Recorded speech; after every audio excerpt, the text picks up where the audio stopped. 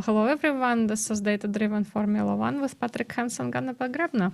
Hi, Patrick. Hello, Ganna. Hello, all. Hello from a And quite great day here in Atlanta. yeah, in Sydney, it's also quite an interesting day. There was a thunderstorm today, and pretty much, it was kind of it was a pretty bad thunderstorm today, anyway. But It's expected also here, and I'm just mentioning it as that's the reason why I'm a little bit dark in the picture. I think there is also a storm in the UK today, so it's a pretty global picture. Yeah, I've heard school students in Germany had a day off because of the storm, or of the predicted storm, better said. Mm-hmm. Well, I hope wherever you are, you have a good day, and you don't have any severe weather. But if you do, then I guess try to stay safe. Meanwhile, Exactly. we are discussing season 1978. That's correct. Another year closer to the 80s. As always, interesting season, and also, as unfortunately, a lot of times a season including a tragedy of. Yeah, this one had one of the kind of major accidents when we lost a pilot or a Formula One driver. So, but we will talk about it in due course. And as we mentioned when we discussed 1977, as Patrick mentioned before, this was also the season where Lotus team has done pretty well. But we will get into this as we discuss the season. So let's get to it. Exactly. As you may remember, we already predicted the rise of Lotus in 77, but still with problems on sustainability, meaning car was fast, but not finishing the races. And this is something which changed in 78, as we can see here in the season in a nutshell. Yeah, that's right. And you probably can, from the sort of from the standing, you can already guess who won the season. And we kind of gave you the clue, especially if you look at constructor competition, you immediately see that. And with the drivers, I guess it's pretty obvious, but we will still kind of keep the intrigue until we get to the last Grand Prix. But overall, this was a good season for Lotus, and practically, they were leading, leading in every Grand Prix, and many of the pole positions, if you look at that, were Lotus-led positions. But we see not much variety. We had only 3 constructors winning the season. Of course, most of the victories went to the Lotus 4 team, other ones to the Ferrari team, and 2 to the Brabham Alfa Romeo team. Yes, absolutely. So let's start. Yeah, we started in Argentina as usual. So as usual for many years, and again we saw the great performance from Lotus, Mario Andretti in the first place, and again very good race for Niki Lauda, and we discussed it in 1977. So again, probably was one of the strategies, right? One of the potential winning strategies was to kind of stay on the podium. But of course, Lotus was just really fast that season. Exactly. And if you're new to our podcasts, we mentioned it in the past. The reason why we start overseas is mainly for the weather in Europe. So the beginning, it's still the end of summer, maybe autumn in Argentina and Brazil, but often still quite cold with bad weather in Europe. That's why we often see first races in Argentina, Brazil, or also in South Africa. So in the south part of our small planet. Yeah, that's right. And the very also very important race in Brazil, where we had the first victory for Michelin, right? And finally, we got the first podium for Fittipaldi team. We've discussed this before. So Emerson Fittipaldi by that time was already a champion, right? And Patrick and I, we discussed in previous seasons that we believe in any case that it was a mistake to go to a family team, but at the same time, I guess it's important. It was important for them to win, not to win, but to get on the podium in Brazil. So it's that was probably very also very logical for Fittipaldi team, but at the same time, it like I wish that that Emerson Fittipaldi raced for a more competitive team in late 70s, so that we could see more wings from him. Yeah, but that's the way it was. Yeah, it didn't happen, and in Brazil, Carlos Reutemann was of the first. And again, I just want you to sort of note that Niki Lauda again was on the podium. So he kind of continued with his strategy from the previous year, I guess, to sort of try to stay in the first three, at least at the beginning of the season. Yes, and we have to remember that Niki Lauda is not anymore with Ferrari, but with the Brabham team. And Carlos Reutemann, he already started driving for Ferrari at the end of the 1970s. He came from Brabham, so practically the two switched the cockpits. Yeah, that's it. But we already discussed how Niki Lauda was, in his active driving career was very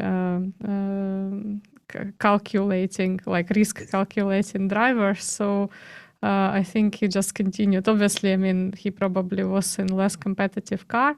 But at the same time, I think he just continued with his strategy to kind of always try to perform in the first three, roughly, and see what happens. Yeah. Exactly. And of course, later we will do also a special episode on Niki Lauda, where we dig a little bit deeper why he maybe have, not maybe, but why we think he left Ferrari and switched to Brabham. Mm-hmm. Yeah, so again, very sort of important race in South Africa, the debut of Keke Rosberg. Ronnie Peterson was first, and we already with Patrick we talked about Scandinavian drivers in general, and in 1970s we saw a rise, right, of Scandinavian drivers, because previously it was mostly the Italian drivers, the Brits, and maybe some people from France, some drivers from France, and of course South America. So in the 70s we saw more and more Scandinavian drivers, and Ronnie Peterson was definitely one of the talents. Yeah. And we will mention him, later in the season as well. But let's just maybe keep that for later. Exactly, and and this is, I think, a tendency which we see up to today, that maybe not that many, but always we had very good drivers coming from Scandinavia. Mm-hmm. And sorry, and besides this, Ronnie Peterson was driving in 78, I think, the fastest car. So practically the championship would be decided between him and Mario Andretti. Exactly. And so again, the problems with Lotus kind of did not disappear on the safety side, right? But it was a very, very fast car. And they got very lucky, I think, with Mario Andretti in terms of, his driving talent and his ability to react to unexpected circumstances. And of course, I completely agree with you, Patrick, that they managed to improve on reliability. At least the car wouldn't break in the middle of the race, and they were able to finish the race, which gave them a fighting chance in this in that season, and actually had a really good outcome in the end. So they won the season as a team. And very interesting race in the US with Carlos Reutemann winning the race again, Niki Lauda on the podium,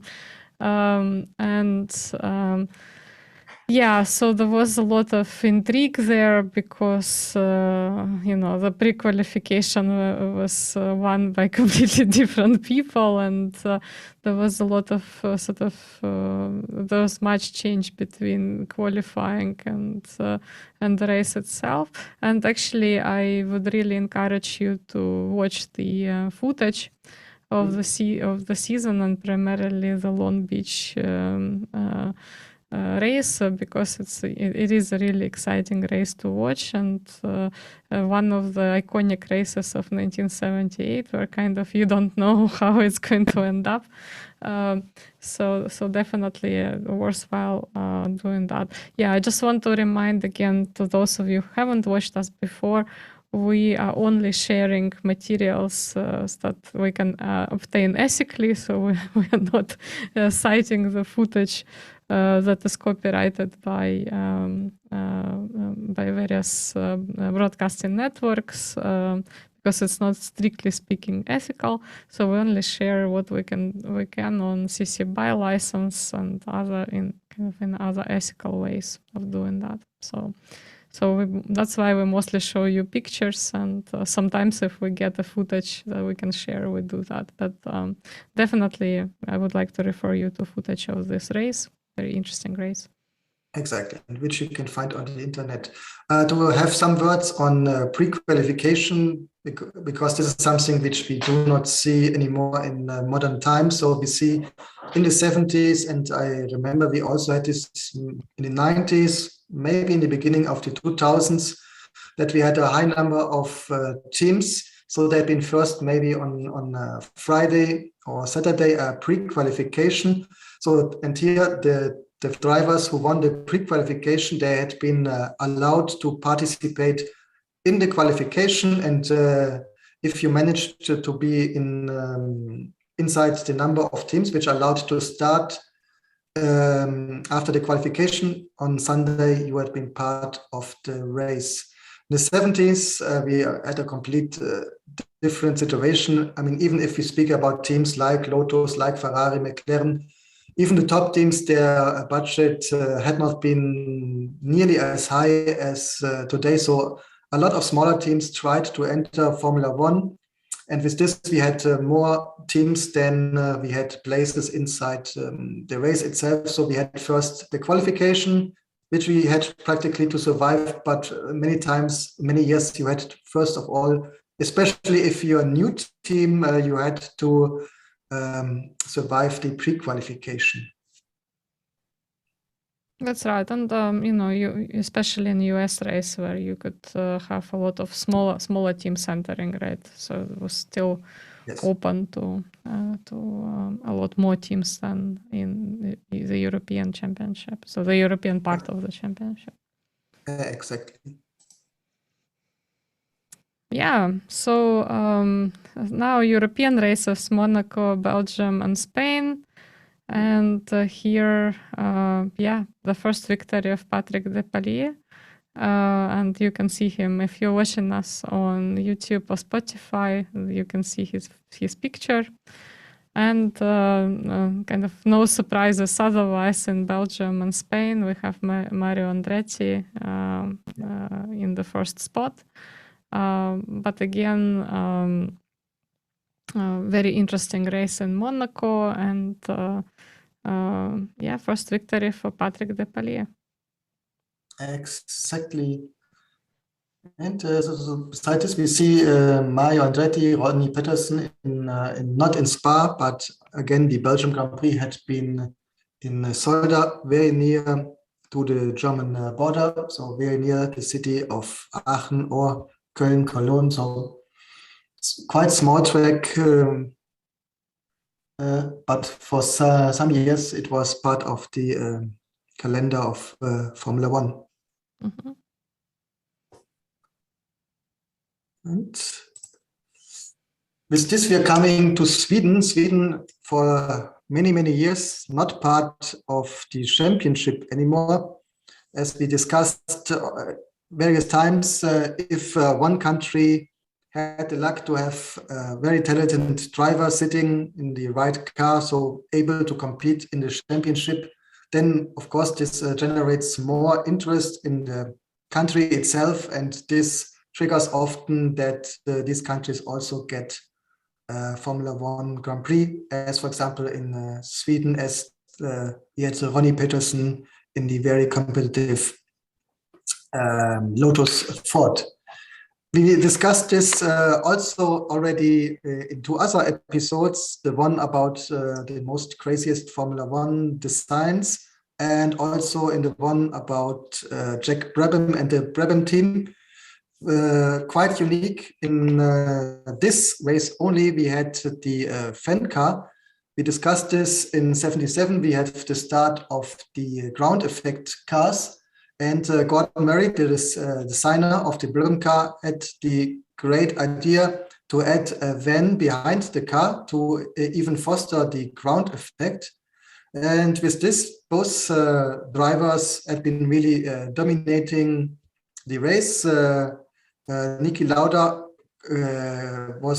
could brake much later than the rest of the teams, thanks to this fan, which had officially the task to cool down the engine, but non-officially it produced much more ground effect, so the car sticked much better on the street, and with this could brake much later on the curves, and practically due to this was unbeatable. And Niki Lauda won one of the two Brabham victories that years.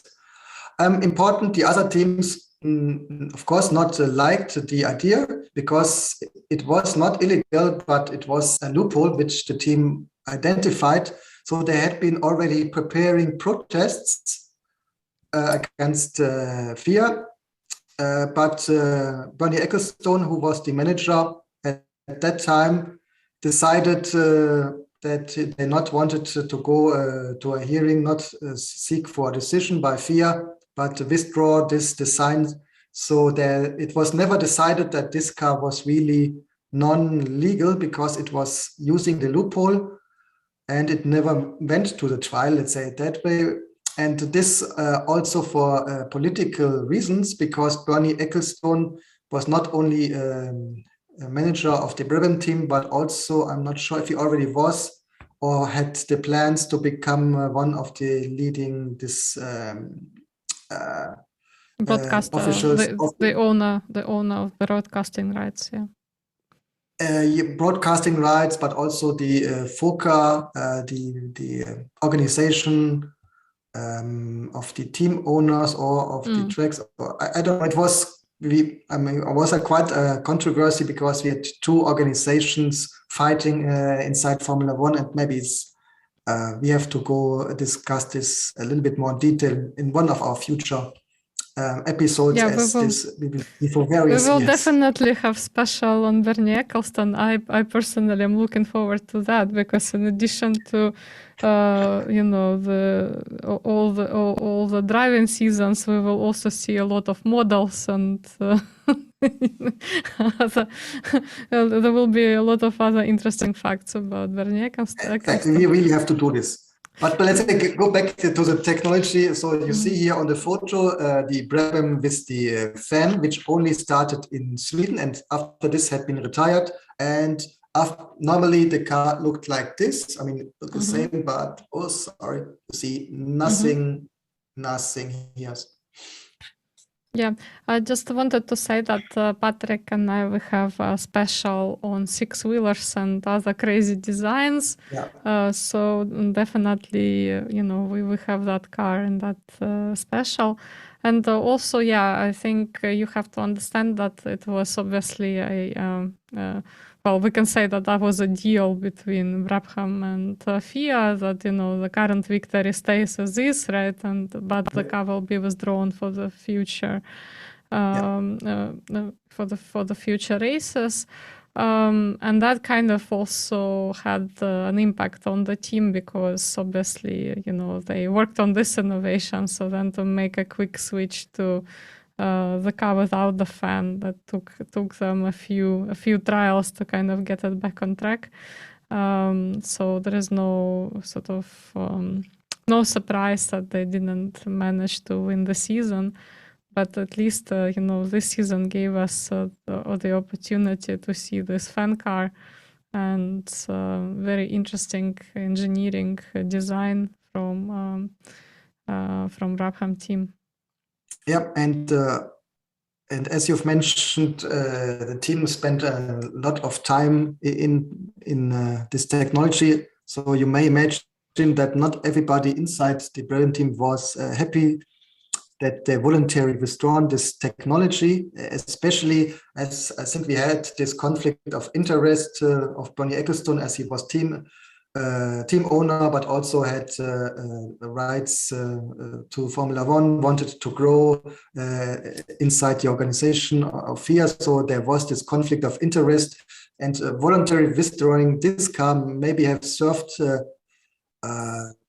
first of all Bernie Ecclestone and maybe not first of all the Brabham team, but let's say this is something up to discussion. Yeah, so we will definitely look closer into this situation when we discuss Bernie Ecclestone. But if you guys have any insight that you want to share with us about this particular case, do let us know in comments, and we will definitely do some more research on this particular case.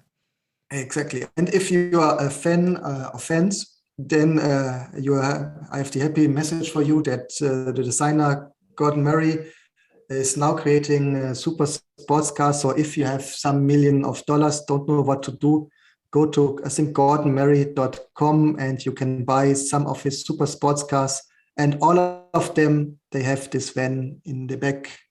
Mm-hmm. Yes, again, we're staying in Europe, and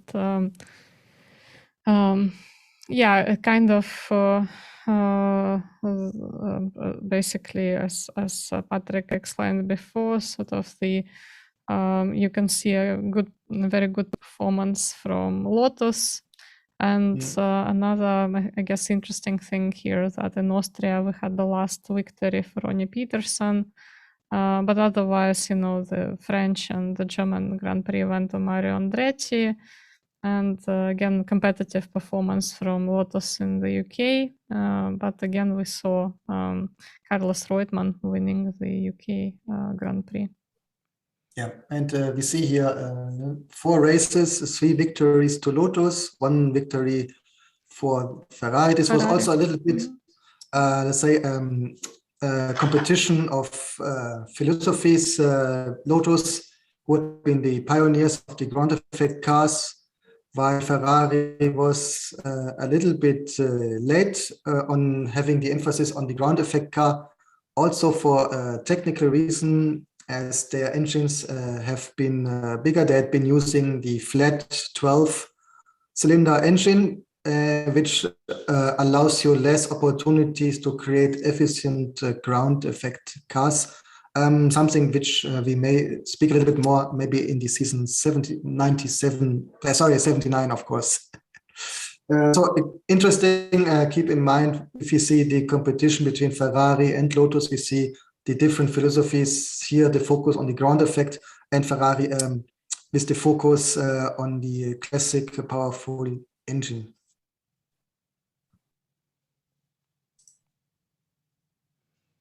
Yeah, again, we have Netherlands and Germany, and Mario Andretti in the first place in the Netherlands, and Niki Lauda in Germany. And I just want to also pay your attention to the fact that, as we said, for Brabham, it was a big change, to surrender the car that they've been working on. But notice that. Niki Lauda appeared on the podium in Germany and also in several other European Grand Prix. So we actually have, despite this kind of major blow to the plan, they managed to stay competitive. And again, Niki Lauda, we see Niki Lauda on the podium, both in the Netherlands and in Germany, and like I said, basically in European Grand Prix, which is quite extraordinary, and again shows how adaptable and transferable his skills are, right, across different designs, and how quickly he can develop the strategic the strategy for the race. Yes, I mean, Brabham in that year, it wasn't maybe a direct competitor for the championship, but they had been really close, especially with Niki Lauda, which boosted a little bit the opportunities of the car, meaning maybe he was, as a driver, in the combination with the car better than the car itself, as he was really an outstanding driver, and of course also outstanding with developing the car for himself and the team. Yeah, and his ability to strategically think things through the race was also very handy. And we already discussed Brabham team in more detail in a special, but I just also want to mention the ability to innovate. So they've came up with some great engineering over the years, and they started with what effectively was like something that looked like a karting car, right? And they went to really innovative designs and found their own mark in the sport, which is not very usual, especially for smaller teams. But they managed to do it. Yeah. Yeah, and the Italian Grand Prix. So this is the tragedy that we mentioned before, and like I said before, we're going to come back to Ronnie Peterson, because this was the fatal Grand Prix for Ronnie Peterson. And you can see some, if you're watching us on YouTube or Spotify, you can see the pictures from the Grand Prix. And so was definitely one of the biggest tragedies in 1970s, even though 1970s were the years when we lost quite a few talented drivers, but this race was particularly was particularly horrific in terms of also kind of the spectacular collision that happened. And as a result of this, Ronnie Peterson lost his life. Yes, and what made it especially tragic, if we analyze it, it was an accident which was including many drivers. James Hunt, he was together with Regazzoni and Depailler trying to get, not trying, they got Ronnie Peterson out of the car. Because something which we also unfortunately saw in races in the past, there hadn't been enough people right from the track, no ambulances on time or other race stewards. So it took 20 minutes before medical help arrived at the scene, and it was a very chaotic. Somebody even reported that the police not let drivers through to help Hunt. So it was really quite chaotic, as many people described it. And directly at the accident, it didn't look quite that dangerous. It wasn't perceived that Ronnie Peterson was in a risk of losing his life. He was conscious, just having severe leg injuries. In opposite to this, Vittorio Brambilla, he had been hit on the head on his by a flying wheel, and you know how big and heavy this flying wheel And the is, speed and the speed with which it with comes. the speed, yes. Yeah. So really, he was unconscious, and here many people believed that he would not survive this accident, but he did, and we will see later he even came back to Formula One. But really, people have been worried about him because of the impact of the wheel. Ronnie Peterson, he was brought first to one hospital, and then I think they brought him to another hospital, and he looked stable. But just then in the night, out of the sudden, the situation changed, and tragically, he died in the hospital.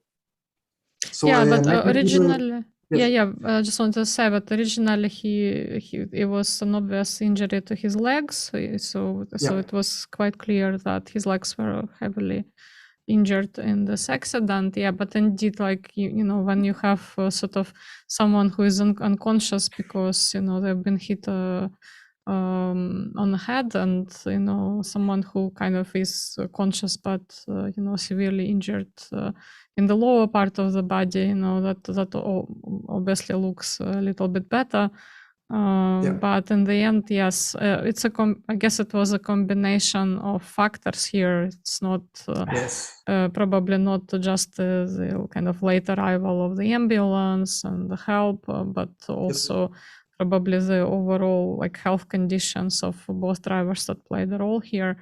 And of course, the severity of this also shows us kind of that the severity of injuries is very difficult to judge, because sometimes, we look at these accidents and we think, why did this guy quit Formula One? That didn't look that serious. But, the fact is, like, you have no idea how serious it might be when you just look at the accident, of the footage of the accident or collision.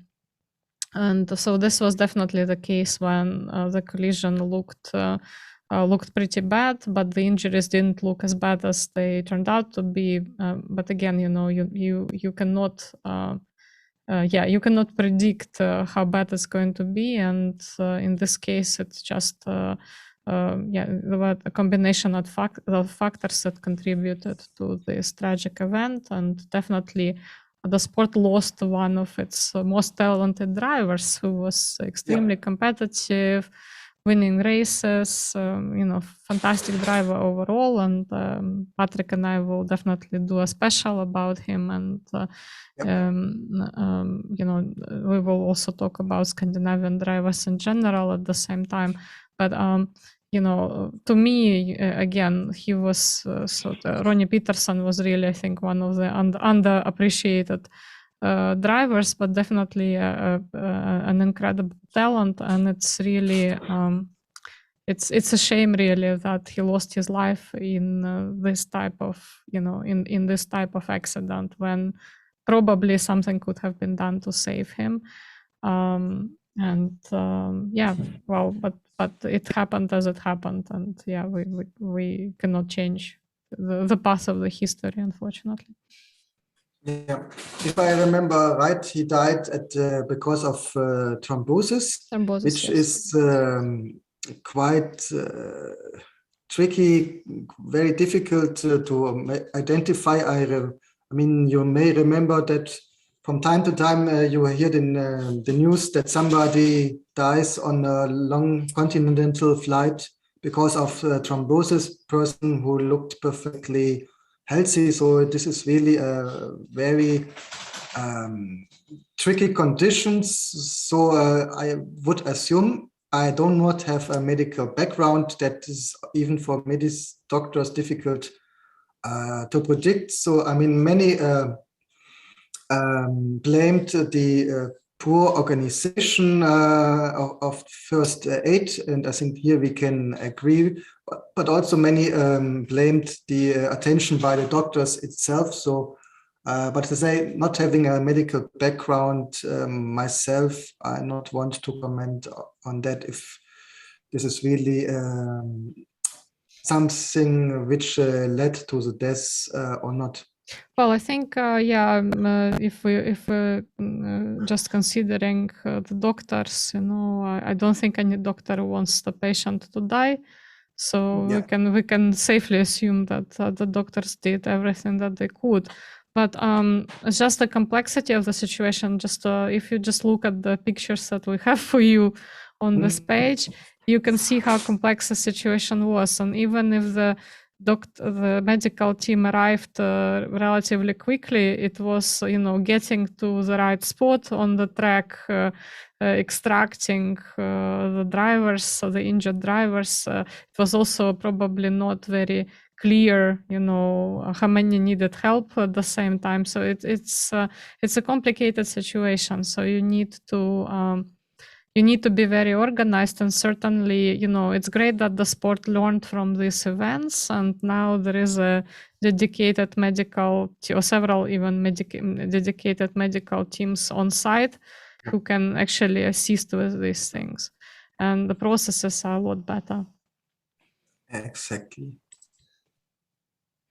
And but as always, the show must go on, and we went to the. We not to mention it. This Monza, Mario Andretti won the championship, and I think also Lotus already ensured the manufacturers' championship. So of course, a very strange situation for Mario Andretti. On the one hand, it should have been a happy moment in your life, winning the Formula One championship. But on the other hand, at the same day, your colleague tragically died. Mm-hmm. So in fact, he started as a happy moment because nobody had thought that Peterson would die in the hospital the same night. So I think Mario Andretti was surprised to hear it. Maybe I think he was driving in the car on Monday or something when he heard about this message that Peterson died. But with this, we are coming back really to the US. To the North America, and here, I just want to particularly mention the Canadian Grand Prix and the victory of Gilles Villeneuve, whom you see on your screen if you're watching us on YouTube or Spotify. And essentially,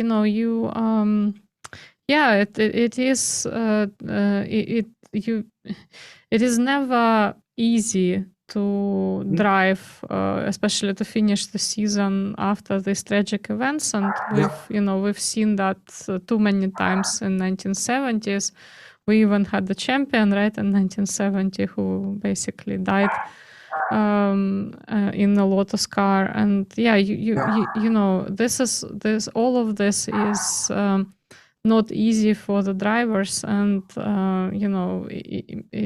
we have to acknowledge the courage with which they approach their job, and definitely it's great that they continued the season despite these tragic events. Yeah. So I would say, as half of a fun fact, I found it interesting that the Watkins Glen Grand Prix was sponsored by Toyota, a company which was not in Formula One, and for many, many, many years wouldn't enter in Formula One. So I don't know what was the marketing concept of this, but they've been the main sponsor of this event.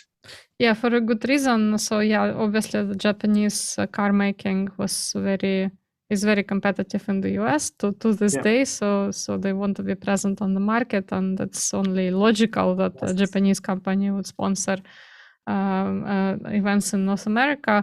But generally, so I personally know several engineers from the former Toyota Formula One, and one of the so that this team was present in the 90s in particular. And one of the issues that I heard, kind of, obviously this is anecdotal evidence, I don't have any, proof, but one of the things that many people cited that they struggled with working for Toyota was actually the speed with which the decisions were made. So unfortunately, the team wasn't keeping up with the quick changes that you needed to make when you participated in Formula One.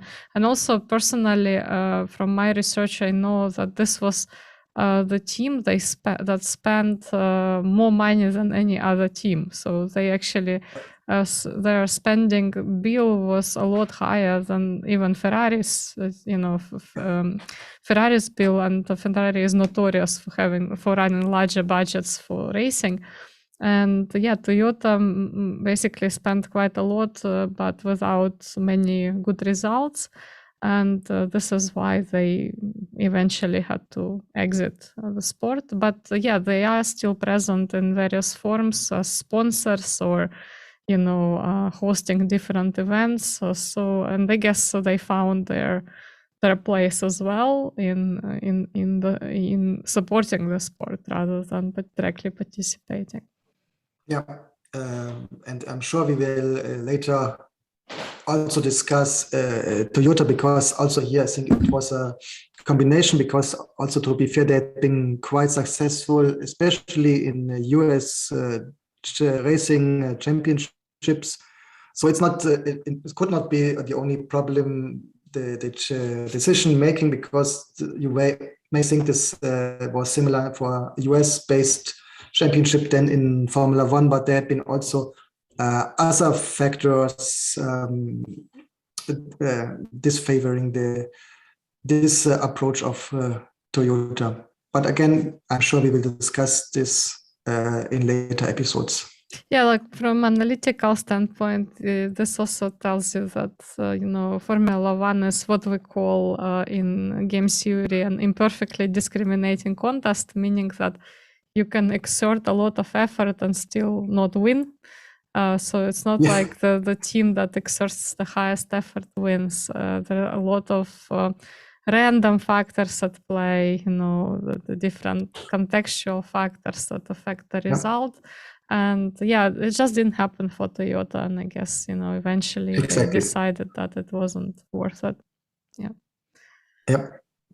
Okay, so this was the championship ended in Montreal with victory Gilles Villeneuve in practically his hometown, as he's from the French part of Canada, a little bit north of the city on the way to Quebec City. There's also his museum. So if you're traveling to Montreal, it's like, I would say a little bit less than 1 hour to come to his hometown, where you find today his museum.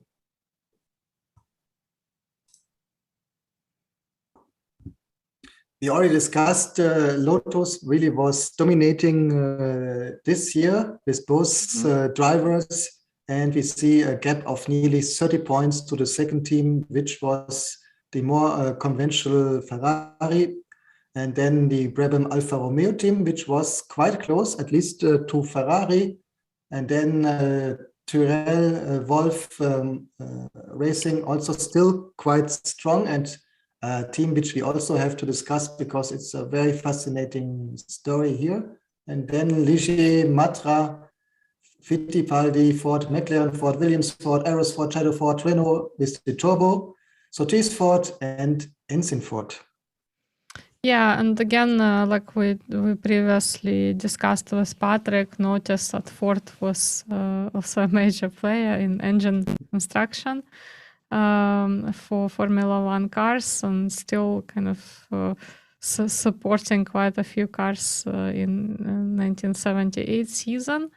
And definitely used by many teams, especially smaller teams. It was again a very interesting strategy that they took to kind of support teams in that way rather than directly put a team forward from Ford. Yep. And we discussed the pre-qualifying, so we really had a lot of small teams. We had the German RTS Ford, the Italian Martini Ford, the team from former driver Arturo Messario, the Messario Ford, the Sergio Ford. Heskes still around, and quite sad March. They had been the last years always somewhere in midfields, but 78 0 points for the British team. Mhm.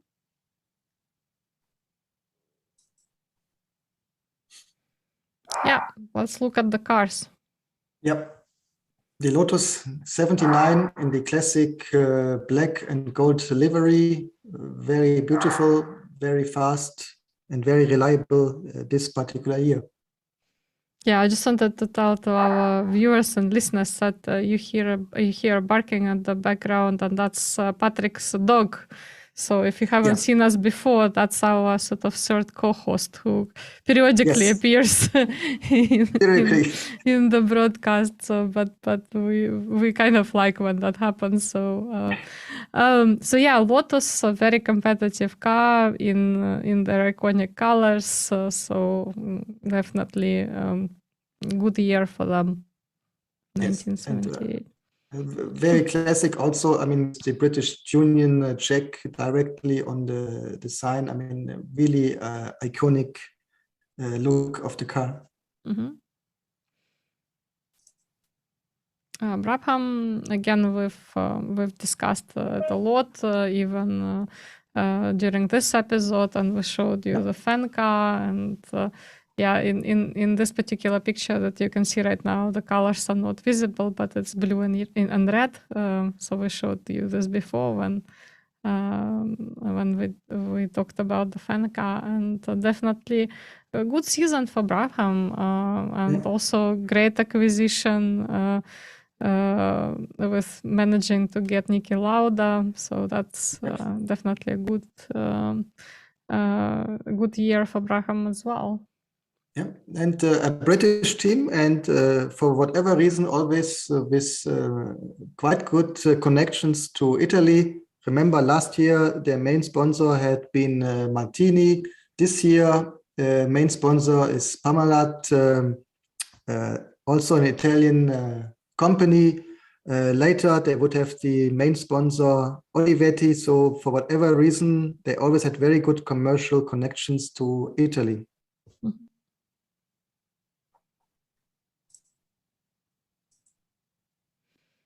Tyrrell, again, the company, the team from which we which grew a lot of Formula One talent, even for other teams sometimes. And again, I just love Tyrrell cars; they're so cute, and really still remind the karting cars, despite the fact that there are a lot of changes, obviously. And very interesting colors for Tyrrell, blue and white that year, and really cute design from Tyrrell, and they were quite competitive in 1978. So not a bad season for them. Of course, relevant change for Tyrrell. They switched back from the six-wheeler to the normal four-wheeler. We discussed this also in our special edition. The six-wheeler was not banned after 77, but Tyrrell understood that this development wouldn't go anywhere, so they really switched back based on their experience to the four-wheeler. So it was not that it was forbidden or anything like that. It became forbidden, but I think in 82 or 83, so much later. Mm-hmm. Mclaren, as usual, in orangish red, with Marlboro livery. Again, very much looking like a pack of cigarettes, but nevertheless, again, a very competitive car. Otherwise, I mean, they didn't have a very good season in 1978, but I mean, look at them, they're still around. Yep. Unlike other competitors like Lotus, for example, Yes. is no longer with us. So definitely they used this season for development and learning, and again, cute car. Yep. M26. If you are listening to us on podcast, we're just looking at McLaren M26. Yeah, in general, we're looking at the car, and the red and white this year not only comes from Marlboro, but also the other main sponsor, Texaco, which has the same color scheme. Mm-hmm. And Ferrari. this year coming to Ferrari, which has still a quite conventional car based on the successful T models of the last year. So we have, I can show it, of course, also here, Mm-hmm. red and white this year. Number But one driver. it's much lower, right, than the previous season. So it's kind of it is right. It's kind of I'm not gonna say that it reminds me of Lotus, but kind of the same idea, although completely different design. So very, very interesting sort of longer section at the back. Not sure what it does for aerodynamics. Maybe it is like the idea is that you kind of have maybe a more downforce that way. Yeah. So it's just very interesting piece of engineering, definitely. Yeah, and everybody practically started to copy the idea of the ground effect cars. Which pioneered by Lotus, and 78 should be their biggest success based on this invention. But everybody really copied it starting in 78, where maybe they still had been behind, lacking experience. That's why we see Lotus dominating that much. But already in 79, we will see that the other teams perfectly caught up to Lotus, and it wasn't an advantage for them anymore.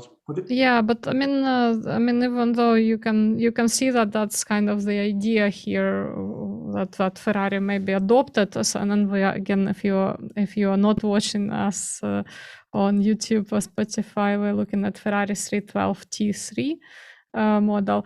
I just want to say that you can tell that the Ferrari car is a lot heavier, right, and therefore is safer probably for the driver than the Lotus car, because Lotus car really looks like a like a little shell, and this one you can really tell that it's heavier.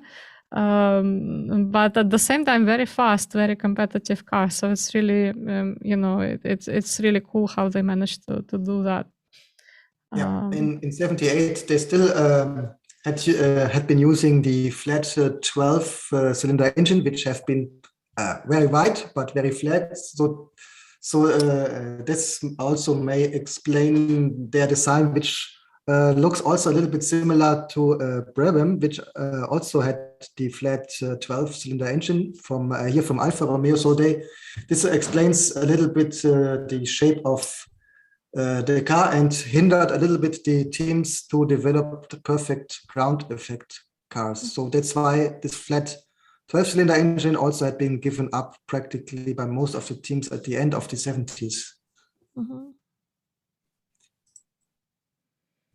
Fittipaldi, yes, that's quite a Brazilian, very proud Brazilian design with Brazilian flag and this yellow and green sort of colors there, and very, very yellow, definitely. And this year they managed to score a podium, so that wasn't in Brazil actually. So they did it in Brazil, and that was actually quite a good year for this team that wasn't very lucky in the championship overall. And generally, probably like we said before, probably a big mistake for Emerson Fittipaldi to go to a family team after racing for really competitive larger teams. But at the same time, it's cool that we do see these smaller teams and their development in 1970s, 1980s. Definitely really interesting to look at the development of them and how they made their strategic decisions and learn from the mistakes, I guess. Yeah. And we stay yellow. Renault is the RS1. Yeah, Renault is a very interesting one because, right, I mean, it took them quite a while to develop, but then we saw absolutely great performances from them, and they won championships, and so very very cool team, and it's great how they persevered at what they wanted to do, and how they managed to actually nail the engineering eventually and strategy eventually in the sport. So yeah, they only got 3 points, I think, that season, if I'm not mistaken. But really, a big round of applause for Renault for bravery. This design was yellow definitely stayed. You probably all remember the yellow and blue cars in the 90s that they used to have. But great start for Renault in 1978. And in opposite to the ground effect car pioneered by Lotus, which everybody started to copy already next year, Renault stayed for a couple of times the only team betting on the turbo engine. So they had here an advantage later, which would have been relatively difficult to copy in opposite to ground effect. And so yes, it was hard in the beginning, but at the end, I think you may say it paid out for Renault. Yeah, that's what I think they deserve really appreciation for perseverance with which they kind of took the strategy and they developed it to perfection. And fantastic effort, and really great to see them in 1978 despite low point counts. Very good team. Yeah. And with this year coming the small ones. Shadow are always so funny. I mean, I just love how random this car is. It's absolutely random. Yeah. And it kind of is trying to copy the Lotus, but at the same time, it's like a karting car and very random colors. Basically a little bit of everything. Yeah, I mean, the colors itself, I wouldn't say that they're random. I mean, it's dark blue with white, with little orange. So it's 100% the colors by their main sponsor, Samsung, which with the lion.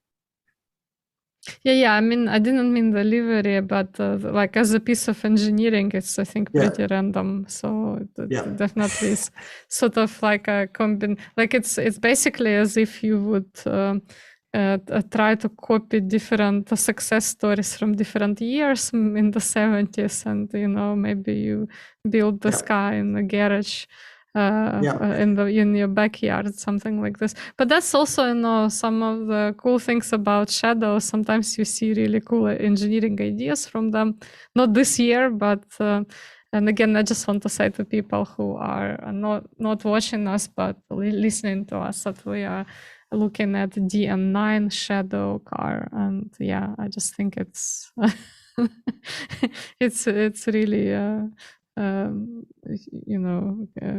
weird, one of those weird and wonderful things.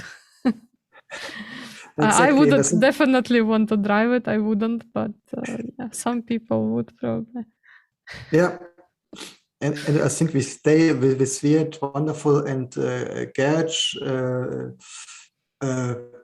Because you may say the same also for the Sotis car, which looks like a mixture of a lot, especially the Brabham design, I think, with the orange of Vittorio Bambiglia's personal sponsor.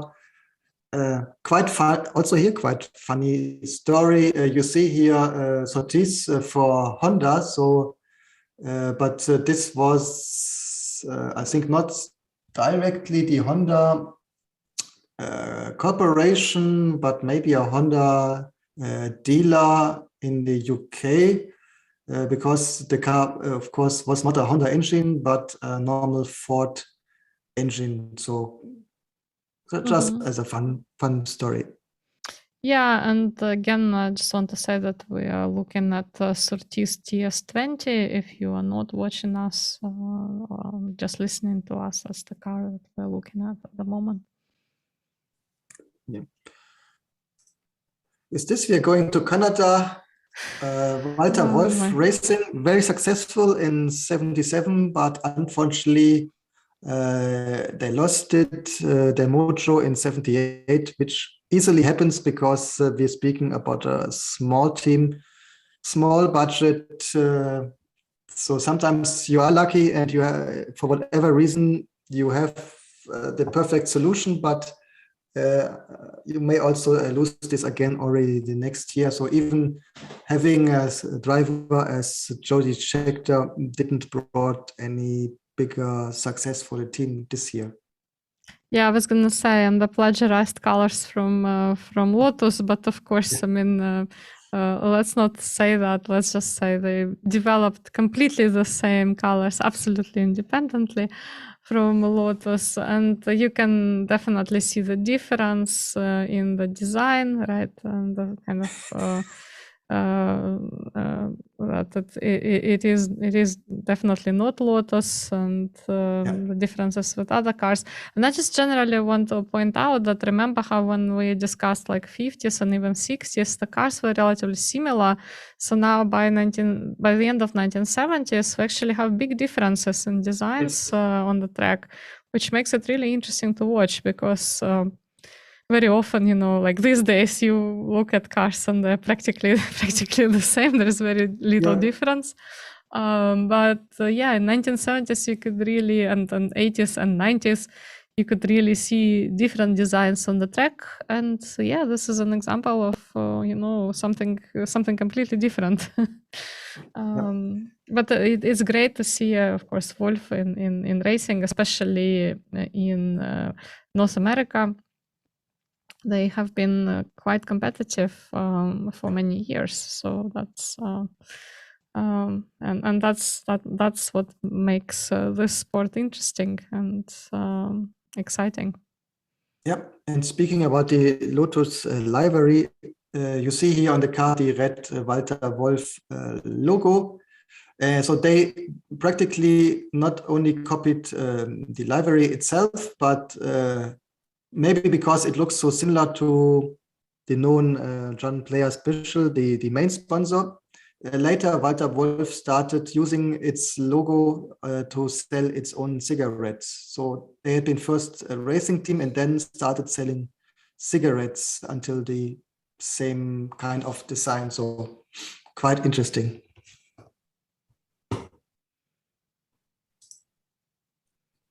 Yeah, Hesketh, we already touched on it, and I do like the color scheme. Looks very sleek, cute car, very light. Again, not very competitive, as I mentioned before. They didn't get any points in 1978. Yep. But yeah, here we go. Hesketh 308E. If you are listening to us, and yeah, like I said, the color scheme. I do appreciate the color scheme. I probably, like many women, do not appreciate the portrayal of women on this livery. But oh well, this was in 1970s, and definitely, some of the sponsors probably insisted on these types of images. I would be quite sure that it was the main sponsor who insisted on this image. Yeah. So we discussed it before on Hesketh cars. Yeah, but generally, yeah, I mean, we had quite a few sort of girls drawn on cars, which probably wasn't a great. I mean, they wouldn't be able to get away with this now, but back in the day, it was, I think, pretty normal. Yeah, I would agree with this. I mean, the times have completely changed in this regarding. Yeah, But we stay blue, and here we see the Ligier, very beautiful car in the typical French blue. So we have here practically all French team, if you forget the engine, but at least the Ford logo is also blue. And they had been relatively successful for being a small team in 78. Mm-hmm. Sorry, I have to contradict me. Ligier was using a French engine, the Matra, one of the few teams which are not using the Ford. So you see here the Ligier Matra. So really a all French project, similar to the Brazilian Fittipaldi car. Yeah, and even including French drivers. And even the sponsorships from Gitan cigarettes. Yes. And again, I want to remind you that we do have a special on tobacco sponsorships, and there we discuss various tobacco companies and how they supported the sport. And this is indeed a very proud French team, Ligier. Yeah, indeed. Yeah, so Theodore again, Tier 1. Yeah, smaller teams, Theodore Tier 1 car kind of reminds us cars from previous seasons, which is not necessarily a bad thing. It's it very often genius ideas came from small teams.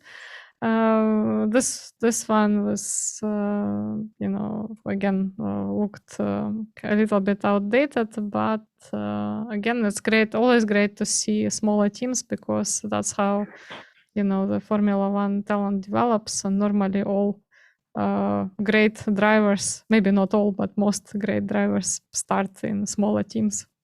So. Yes, if I'm correct, Theodore was a British team, but ownership in Hong Kong. Mm-hmm. So a little bit an Asian team. Of course, we have to consider in the 70s, Hong Kong was still part of the British Empire.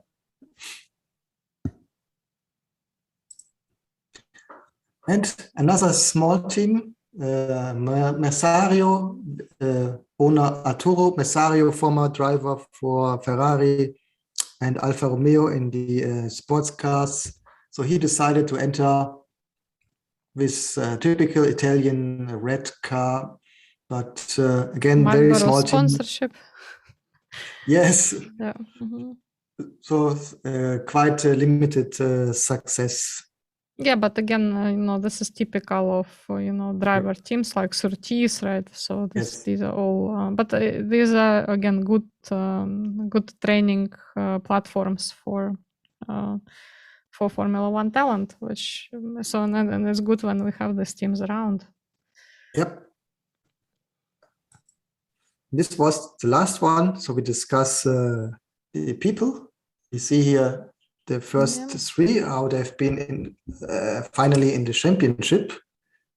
Yeah, Mario Andretti, Ronnie Peterson, who, as we explained before, lost his life that season, and Carlos Reutemann from Ferrari, all in the mid-30s.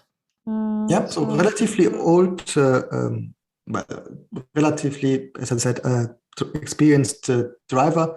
By the way, the second time that the second position is posthum. We remember in the beginning of 60s, Wolfgang Berge von Trips. Also here, Ronnie Peterson unfortunately died inside the season, but still had been placed on the second position of the championship. That's right. Yeah, again, Niki Lauda, Patrick Depailler, who had a really good season, as we explained before. John Watson, we've looked at John Watson in the previous episode when we looked at 1977. Again, very cool driver. All of them are kind of in the 30s almost, apart from Niki Lauda. 30 and over. And Niki Lauda was 29. And then positions 7 to 8, Jody Scheckter for the small Canadian Walter Wolf Racing. Not as good season as the year before, but nevertheless, we are really speaking about a small team. And then Jacques Lafitte for French Ligier, also very good result. And Gilles Villeneuve in the second Ferrari. Mm-hmm. So that's our top 9 for 78. Unfortunately, we have to speak about another driver who participated in the 1977 season. He had already a contract for 78 with, I have it put it here. He had a contract with the Aeros team, but could not start here due to his identified cancer. So he was fighting it since the end of 77. We will speak about it when we discuss Ronnie Peterson, because we see here at the funeral of Ronnie Peterson, he was one of the drivers who was carrying the coffin. The coffin, thank you. And here he was. This was really only days before he died himself. So you see already bald and very sick. But as he really was a friend of Ronnie Peterson, he wanted to be there on his funeral. Yeah, and again, this is a Swedish racing driver. Yeah, so you may say a very tragic year for Sweden regarding motorsport. Yes, indeed. Yeah, so in terms of kind of the characters, wins, accidents, and strategies, I guess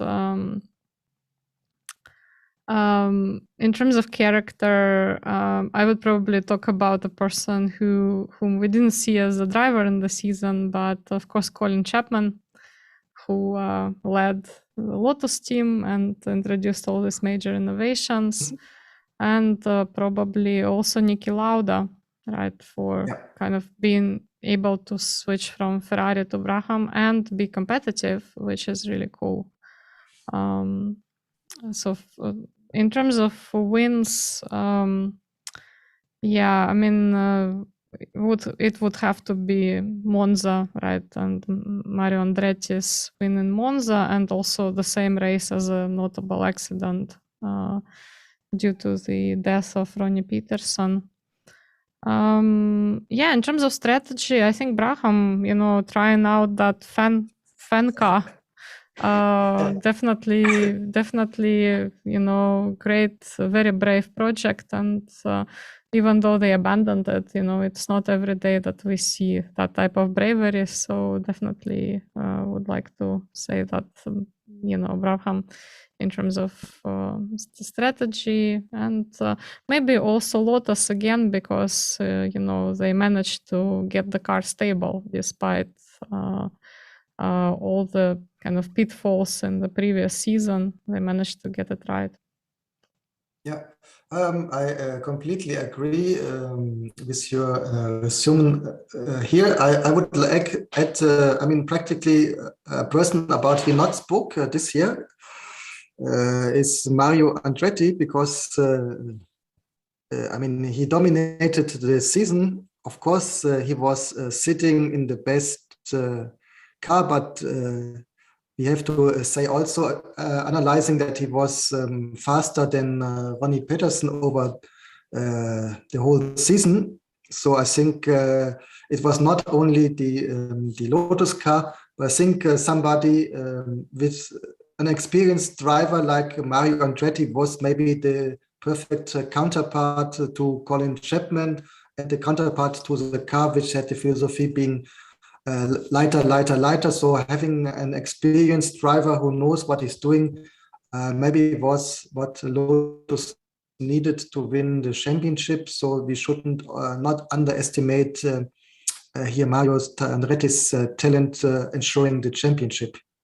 Yeah, considering also that the relationships between Mario Andretti and Colin Chapman were not great. So it definitely, Mario Andretti was kind of insisting on more safety, and Colin Chapman was kind of insisting on more kind of lighter and faster car.